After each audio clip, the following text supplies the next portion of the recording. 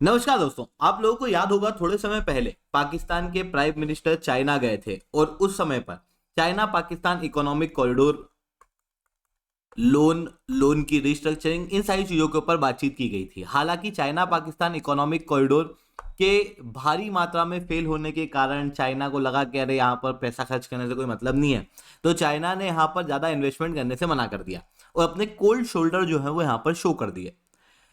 कई सारे news article इस तरीके की बात कर रहे थे। वहीं कुछ न्यूज आर्टिकल आपको देखने को मिलेंगे जहां पर यह बताया जा रहा था कि China Pakistan economic corridor China द्वारा डेवलप किया जाएगा, चाइना जो है वो और ज्यादा फाइनेंस करेगा।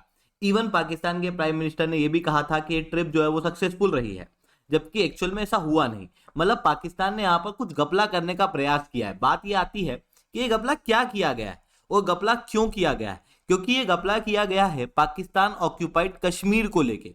तो मैं शुभेंद्र सिंह चौहान डिटेल में आप लोगों के साथ में चर्चा करूंगा कि एक्चुअल में यहाँ पर हुआ क्या था। बट उसके पहले आप लोग मेरे साथ में SRC10 टेलीग्राम ग्रुप के ऊपर जुड़ सकते हो। मेरे क्लास की अपडेट, PPT, PDF सब कुछ आपको हमें मिल जाएगी। UPSC CSE की तैयारी करना, इंडिया के टॉप एजुकेटर से ऑफलाइन क्लास के अंदर जुड़ना है तो आप लोगों के पास में अच्छा मौका है। अनअकैडमी अब केवल ऑनलाइन नहीं रहा है, अनअकैडमी अब ऑफलाइन भी आ चुका है। दिल्ली के करोलबाग, मुखर्जी के अंदर, प्रयागराज सिविल लाइंस के अंदर ऑलरेडी हमारे सेंटर्स खोले जा चुके हैं। अगर आपको हमारे सेंटर के ऊपर जुड़ना है तो नीचे डिस्क्रिप्शन के अंदर कमेंट के अंदर मैंने आप लोगों को लिंक दी हुई है। उस लिंक को फिल आउट करना, हमारी टीम आपको रीच आउट करेगी और कंप्लीट गाइडेंस आप लोगों को देगी आपकी प्रिपरेशन के लिए।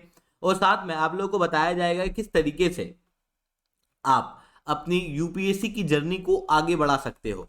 इवन आपको फ्री करंट अफेयर्स की कंपाइलेशन भी मिलने वाली है, तो उस लिंक को बिल्कुल से आप यूज कर सकते हो।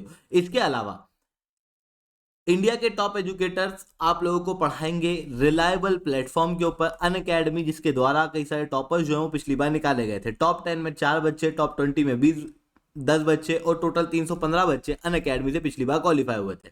चलिए दोस्तों, अब समझने का प्रयास करते हैं यहाँ पे हुआ क्या था। देखो, लास्ट समय पे जब चाइना गए थे शहबाज शरीफ, तो उस समय पर मेन जो एजेंडा था वो चाइना पाकिस्तान इकोनॉमिक कॉरिडोर ही था और इसके ऊपर चाहिए था पाकिस्तान को लोन। और उसमें भी खास रूप से पाकिस्तान को जो लोन चाहिए था वो चाहिए था एनर्जी प्रोजेक्ट के लिए, क्योंकि रिसेंटली पाकिस्तान के अंदर एनर्जी क्राइसिस चल रहा है और वो काफी समय से ही चला आ रहा है। मतलब आप 2007 से लगातार न्यूज देखोगे ना तो उसके अंदर आपको देखने को मिलेगा कि पाकिस्तान के अंदर एनर्जी क्राइसिस देखने को मिल रहा है। ये एनर्जी क्राइसिस क्यों है? क्योंकि पाकिस्तान के अंदर एनर्जी की डिमांड ज्यादा है पर इलेक्ट्रिसिटी का प्रोडक्शन बहुत कम है। ये प्रोडक्शन कम होने का कारण ये है कि 1947 के अंदर जब भारत और पाकिस्तान आजाद हुए थे और उसके बाद में पार्टीशन देखने को मिला, उसके बाद से पाकिस्तान ने इलेक्ट्रिसिटी के अंदर कोई भी डेवलपमेंट बड़ा किया नहीं, जिसके कारण से पाकिस्तान के अंदर जो इलेक्ट्रिसिटी लाइंस हैं वो बहुत पुरानी हैं। वो पुरानी होने के कारण ट्रांसमिशन के अंदर 20% का लॉस देखने को मिल जाता है। मतलब जो टोटल इलेक्ट्रिसिटी बनती है उसका 20% ट्रांसमिशन के अंदर बीच में उड़ जाता है। वहीं दूसरी तरफ प्रॉपर रूप से इलेक्ट्रिसिटी बनाने के इंफ्रास्ट्रक्चर भी नहीं है और इलेक्ट्रिसिटी बनाने के लिए भारी मात्रा में फॉसिल फ्यूल के ऊपर डिपेंडेंट है। आप क्लियरली यहां पर देख सकते हो 6% रिन्यूएबल एनर्जी, 4% न्यूक्लियर एनर्जी और 29% हाइड्रो पावर एनर्जी, यानी कि टोटल 39% ये एनर्जी नॉन फॉसिल फ्यूल से करते हैं। इसके अलावा 61% डिपेंडेंसी फॉसिल फ्यूल के ऊपर देखने को मिलती है। अब पाकिस्तान के अंदर दिक्कत यह है कि पाकिस्तान के अंदर ये फॉसिल फ्यूल बनते नहीं है, पाकिस्तान को इंपोर्ट करना पड़ता है। होने के लिए तो भारत के अंदर भी 58% एनर्जी जो है वो कोल से आती है, पर भारत के अंदर जो कोल से आने वाली एनर्जी है वो कोल भारत में ही बनता है। पर पाकिस्तान के केस में क्या है, पाकिस्तान अपनी एनर्जी के लिए फॉरेन मार्केट के ऊपर डिपेंडेंट है और आपको पता ही है कि फॉसिल फ्यूल का मार्केट कितना ज्यादा वॉलेटाइल अभी देखने को मिल रहा है, जिसकी वजह से फॉसिल फ्यूल के महंगे होने की वजह से पाकिस्तान के अंदर इलेक्ट्रिसिटी के रेट भी महंगे होते हुए दिखाई दे रहे हैं। वहीं सर्कुलर डेब्ट है। देखो, जो जनरेशन कंपनी है वो डिस्कॉम को और सरकार को बिजली देती है, पर डिस्कॉम और सरकार दोनों ही समय पे पैसा लौटाती नहीं है, जिसके कारण से जनरेशन कंपनी के पास में इलेक्ट्रिसिटी जनरेट करने के लिए पैसा ही नहीं है, जिसकी वजह से पाकिस्तान के अंदर इलेक्ट्रिसिटी क्राइसिस आ रहा है और ये बहुत प्रोलॉन्ग्ड इलेक्ट्रिसिटी क्राइसिस है, जिसकी वजह से पाकिस्तान के अंदर पाकिस्तान सरकार को टैक्स के रेट बढ़ाने पड़े और जब टैक्स के रेट बढ़े तो उसकी वजह से कई सारे रीजन में प्रोटेस्ट देखने को मिले और वाइड स्प्रेड प्रोटेस्ट देखने को मिला पाकिस्तान ऑक्यूपाइड कश्मीर के अंदर। हुआ ऐसा कि पीओके वाला रीजन जो है वहां पर मैक्सिमम हाइड्रो पावर इलेक्ट्रिसिटी बनती है और ये इलेक्ट्रिसिटी पीओके से ले जाकर दूसरी जगहों पे सप्लाई कर दी जाती है, जैसे इस्लामाबाद वगैरह में। और पीओके को बिजली मिलती नहीं है, 8-8 घंटे तक बिजली कट रहती है और उसके बाद में इसी बिजली के नाम पे पीओके से भारी मात्रा में टैक्स वसूल किया जाता है, जिसके कारण से पीओके के अंदर विरोध शुरू हो जाते हैं पाकिस्तान की आर्मी के खिलाफ, पाकिस्तान की सरकार के खिलाफ। उसके बाद पाकिस्तान की आर्मी को यहां पर डिप्लॉय करना पड़ता है, लगभग 3 लोग यहां पर शहीद भी हो जाते हैं। इस तरीके की चीजें देखने को मिलती है। अब पाकिस्तान को ऐसा लगता है कि भाई पीओके और कई सारे रीजन हमारे हाथ से चले जाएंगे, क्योंकि बिजली एक बहुत मूलभूत चीज है, एक बहुत ही इंपॉर्टेंट चीज है लोगों की रोजमर्रा के जीवन के अंदर, बिजनेस का डेवलपमेंट वगैरह ये सारी चीज बिजली से ही होती है। ऐसी कंडीशन में बिजली का क्राइसिस पाकिस्तान को तोड़ सकता है, ये पाकिस्तान जानता है। ऐसी कंडीशन में पाकिस्तान ने क्या किया कि एक तरीका अपनाया, लोगों को झूठ बोला ताकि लोगों के मन में ये रहे कि हाँ थोड़े समय में ये इलेक्ट्रिसिटी का क्राइसिस ठीक हो जाएगा।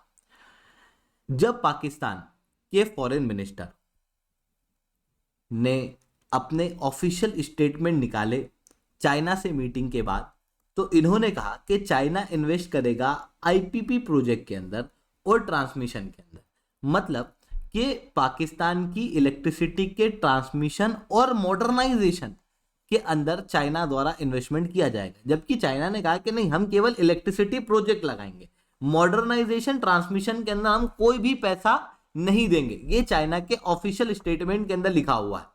तो ये डाइकोटोमी यहां पर देखने को मिल रही है, जिसे अब पाकिस्तान की मीडिया के अंदर उछाला जा रहा है और एक्सपर्ट जो है वो इसे स्क्रूटिनाइज कर रहे हैं, जिसकी वजह से चाइना पाकिस्तान इकोनॉमिक कॉरिडोर जो है वो पूरी तरीके से फेल होता हुआ दिखाई दे रहा है।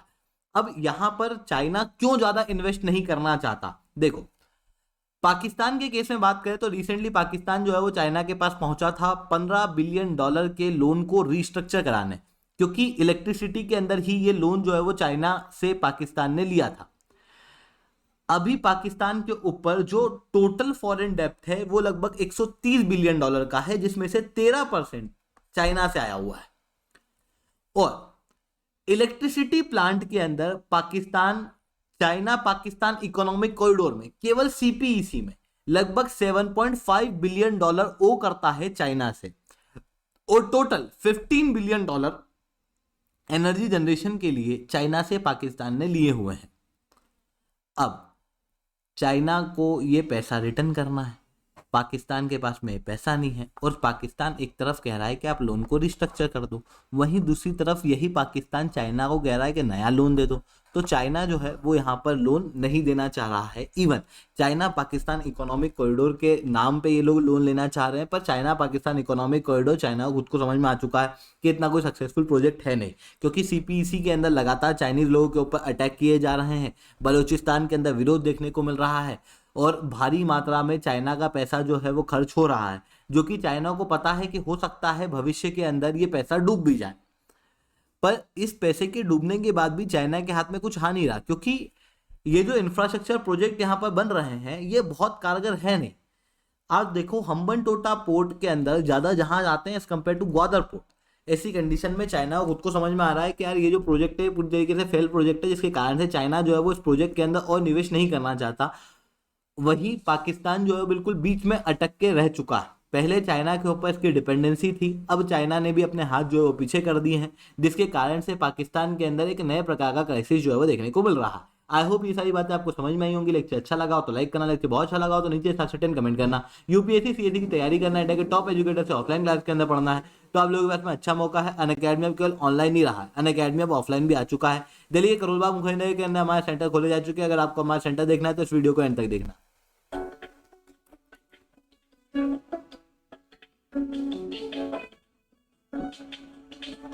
Thank you.